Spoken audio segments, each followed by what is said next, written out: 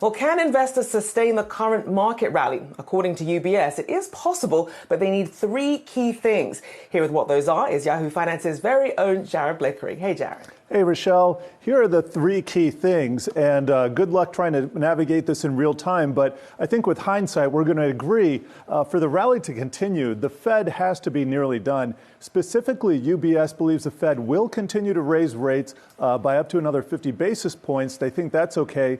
But considering a lot of analysts now are getting their feet wet into the 6% camp, all the way from 5% where they are, that would be 4 hikes away. That is the new hawkish stake. That is a new hawkish stance, excuse me. Also looking for the U.S. to avoid recession.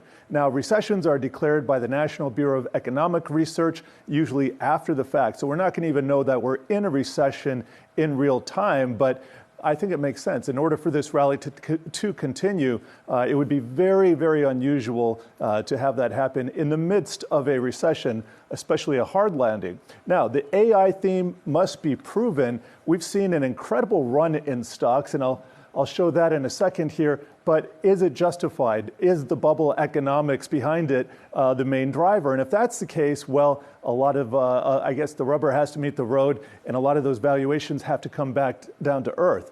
So here's the S&P 500. Here is a 2-month chart, and you can see after this liftoff that we got in June, we are now 2 days in the red.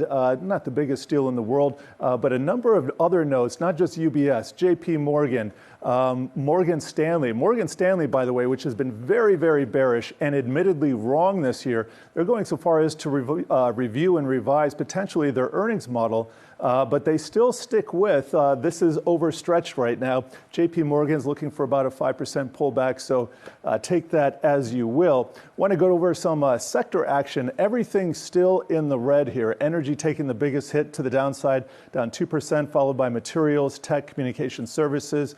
But let me show you what's happened over the last 3 days.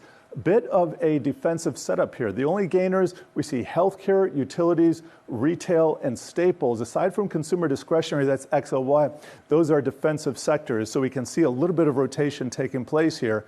And that's after the huge rotation we saw into value and cyclical stocks over the last month. Rochelle?